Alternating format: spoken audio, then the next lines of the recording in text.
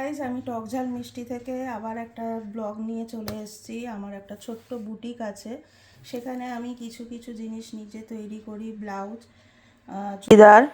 তাছাড়া আমি অন্যান্য ভিডিও দেখাই। আমার চ্যানেলটায় সব রকম আমি বলে আমি সেই জন্য এটার নাম দিয়েছি টকঝাল মিষ্টি। কোথা থেকে আমি এখন একটা নতুন কাটিং আজকে দেখাবো, প্রিন্স কাট। আমি আগেও দেখিয়েছি, আজকে আবার একটুখানি দেখাচ্ছি।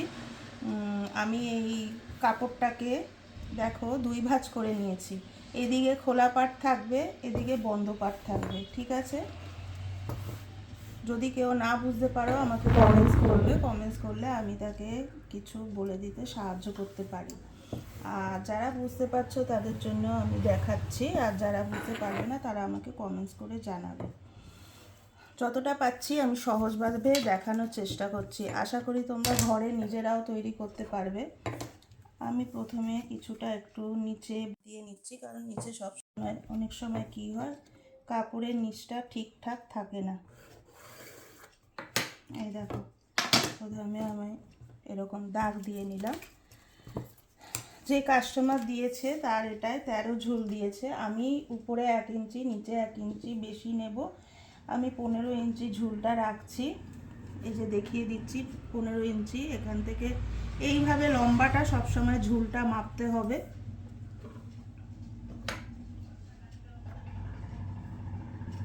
আরও অনেকে অনেক রকমভাবে মাপে, আমি যেইভাবে করি সোজা পদ্ধতিতে, আমি সেইভাবেই দেখানোর চেষ্টা করছি। এইটা হবে স্লিপলেস ব্লাউজ। এইখান থেকে আমি এই যে 6-এ দাগ দিয়ে নিয়েছি, 6-এ দাগ দিয়েছি। কেন দাগ দিয়েছি সেটা পরে বলছি। তারপরে ওনার আমি এখানে 8.5-এ একটা দাগ দেব, ঠিক আছে? তারপরে নিচ থেকে নিচে 15 ধরেছি, 14, 13-এর ওপরে 13.5 আমি একটা দাগ দিয়ে নিলাম। দেখো এইভাবে আমি কিন্তু 1, 2, 3, 4 চারটে দাগ দিয়েছি। এবার আমি মাপটা দেখিয়ে দিচ্ছি।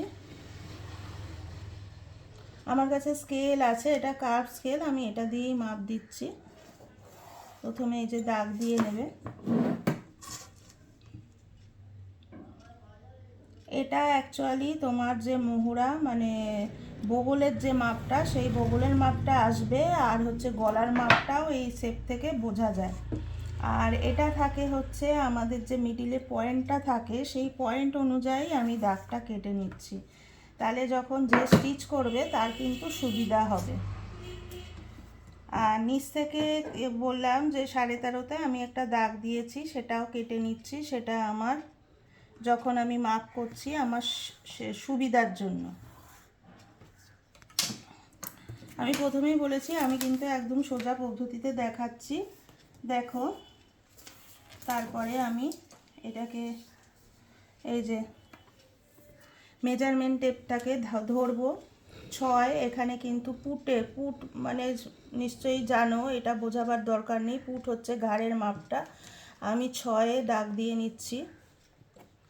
বডির মাপ এখানে আছে 34, আর 34 আছে, তার মানে তোমরা এখানে দাগ দেবে। 34টাকে সবসময় 4 ভাগ করবে। 4 ভাগ কিভাবে করবে একদম সোজা পদ্ধতিতে আমি বলে দিচ্ছি। যদি 34 × 4 করতে পারো, বা এইখানে 34-এ এই যে এখানে 34 এসছে, মেজারমেন্ট টেপটাকে নেবে। এই যে 34 দুভাজ করলাম, দুভাজ করে নিয়েছি। আবার আমি 4 ভাজের সবসময় মাপ, 4 ভাজের সবাই মাপ দেয়। এই যে এখানে আসছে কত, আমার 9.5 আসছে। দেখো এখানে মাপটা 9.5 আসছে 4 ভাজ করার পরে, ঠিক আছে?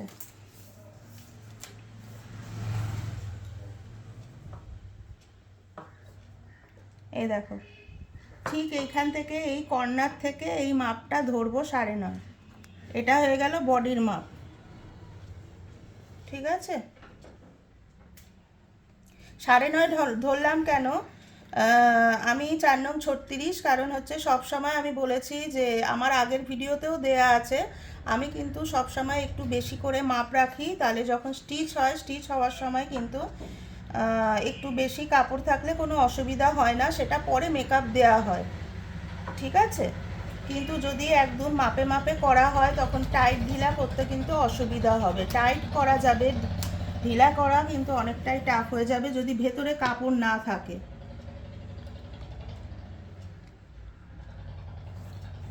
এইটা আমি এখন আড়মুড়া মানে তোমার এই বগলের মাপটা বের করব বলে এখানে দাগ দিয়ে নিলাম। এইখান থেকে ঠিক বডির যে মাপটা বের করেছিলাম সেখান থেকে এইরকম করে তোমরা কার্ভ করে দেবে,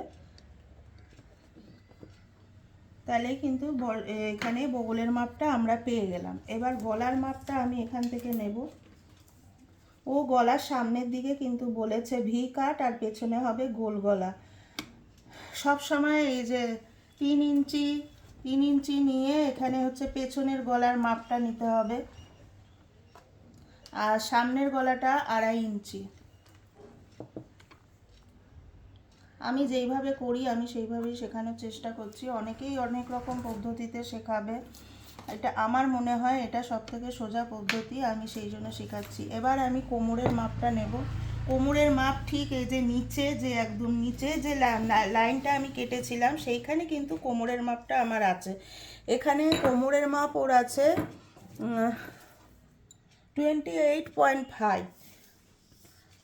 তার মানে তোমার হবে, এটাকে 4 ভাগ করতে হবে, 4 7 28 হয়। আমি সবসময় 7.5 নিয়ে নিলাম, ঠিক আছে। আগেই আমি বলেছি আমি সবসময় একটু বেশি বেশি মাপ নেই, কাজে অসুবিধা কিছু হয় না। বেশি মাপ নিলে ভেতরে কাপড় থাকবে, সেটা কিন্তু বাড়ানো কমানোর কোনো অসুবিধা হয় না। কিন্তু একদম মাপে মাপে নিলে তখন কিন্তু সেলাইয়ের কাপড় খেয়ে নিলে আর কোনো দিকে বাড়ানো যাবে না। কাপড় থাকলে সবসময় একটু বেশি বেশি মাপ করে নেবে, তাতে কোনো অসুবিধা নেই। আচ্ছা, এইটা হচ্ছে যে আমরা যে গলাটা বের করব, এটা হচ্ছে সামনের দাগ মানে হচ্ছে তোমার সামনের গলা বেরাবে, আর পেছনের দাগ মানে পেছনের গলা বেরাবে। বোঝা যাচ্ছে তো? সামনের দাগ মানে সামনের গলা বেরাবে, আর পেছনের দাগ মানে পেছনের গলা বেরাবে।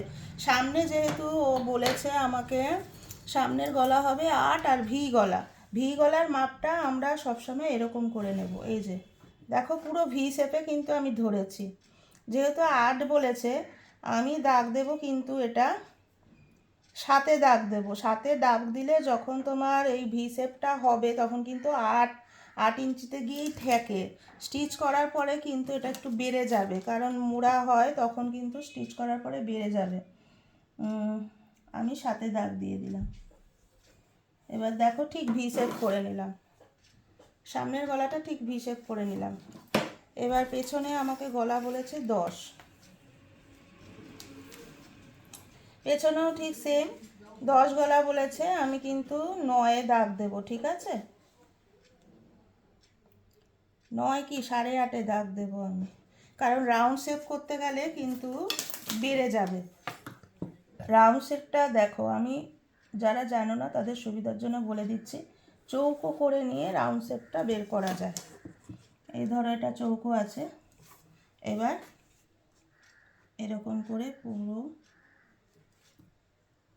রাউন্ড শেপ করে নিলাম। তখন এইটা আর না, এইটার মাপে করতে হবে।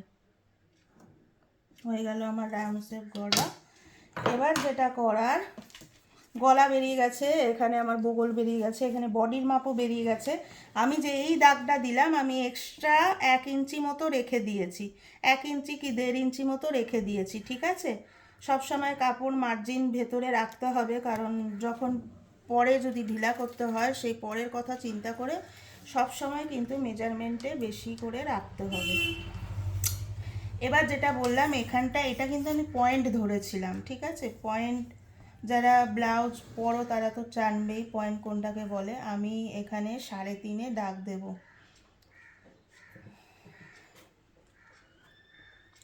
3.5-এ দাগ দিয়ে দিয়ে আমি ঠিক নিচে নেমে যাব 3.5 করে।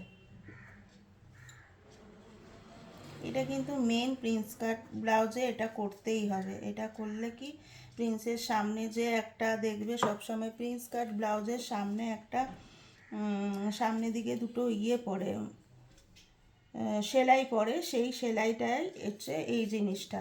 ঠিক যে আমি বগলের এখানে বার করেছি, এখান থেকে ঠিক মাঝখান থেকে এই শেপটা করে দেব।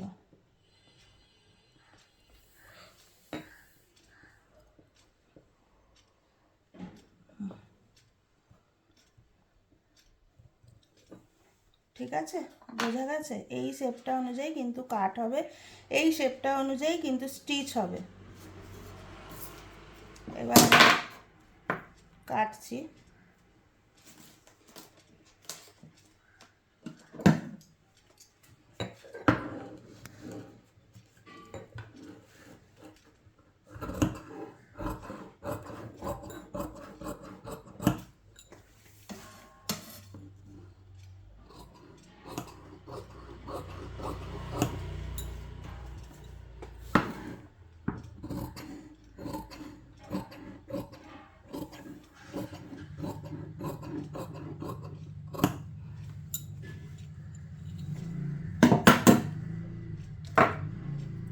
এই মেজারমেন্টটা আমি কেটে নিলাম, ঠিক আছে।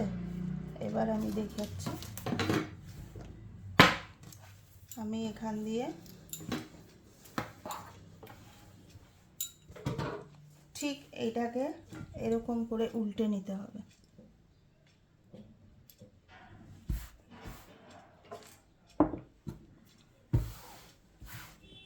দেখবে উল্টে নিয়ে এরকম এরকম করে আলতো আলতো করে এমনি করে চাপ দেবে, চাপ দেওয়ার ফলে কি হবে, আমাদের কিন্তু এই পিঠেও মাপটা উঠে যাবে, আলাদাভাবে আমাদের আর করতে হবে না। ঠিক চকের দাগটা এই পিঠেও উঠে যাবে, ঠিক আছে? পুরো কিন্তু উঠে গেছে। এবার আমি কি করব, এটা আমি পেছনের গলাটা কাট করব। এটা আমি ফ্রন্টের গলা কাটবো, আমি দেখাচ্ছি। এটা আমি পেছনের গলাটা কাটবো।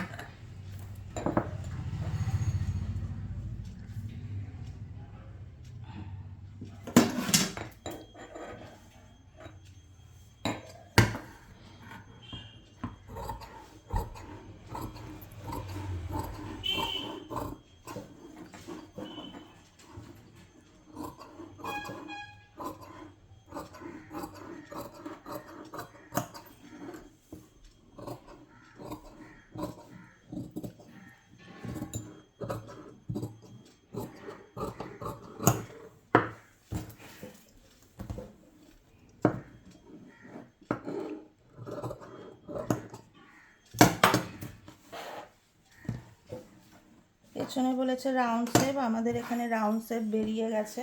দেখো এটা রাউন্ড শেপ পুরো বোঝা যাচ্ছে। আমি এই যে এই অনুযায়ী রাউন্ড শেপটা কেটে নিলাম। এখানে আমাদের আর সেরকম কোনো কাজ নেই, শুধু জাস্ট গলাটা বের করা। দেখো গলা বেরিয়ে গেছে, এখানে বগল বেরিয়ে গেছে। এবার ফ্রন্টের পার্ট, এটা যেহেতু স্লিপলেস, এটা হাতার কোনো ব্যাপার নেই। ফ্রন্টের পার্টটা দেখাচ্ছি। ফ্রন্টে বলেছে ভি গলা, আমি ভি গলা আগে মাপ দিয়ে রেখেছি, এই যে কেটে দিচ্ছি এবার, ঠিক আছে। ভি গলাটা কেটে দিলাম। এইবার হলো আমি এই শেপটাকে কাটবো।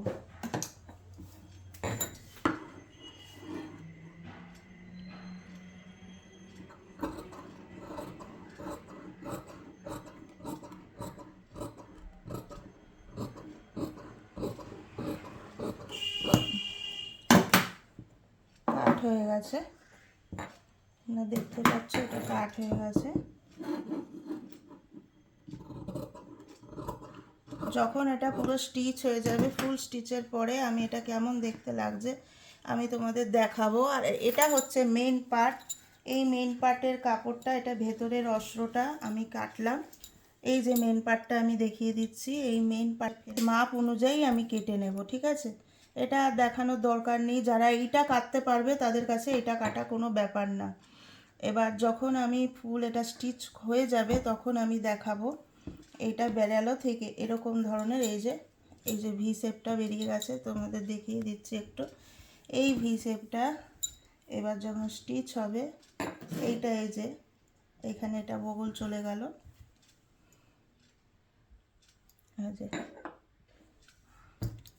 আর এটা গেছে, এটা সামনে গেল আর পেছনটা হচ্ছে ঠিক এরকম, এই যে গোল। আমি স্টিচ করার পর আমি তোমাদের স্টিচের পর যেটা হয় আমি সেটা তোমাদের দেখিয়ে দেবো। আজকের মতো এখানেই, পরের ভিডিওটা আমি স্টিচ করে দেখিয়ে দিচ্ছি। টাটা।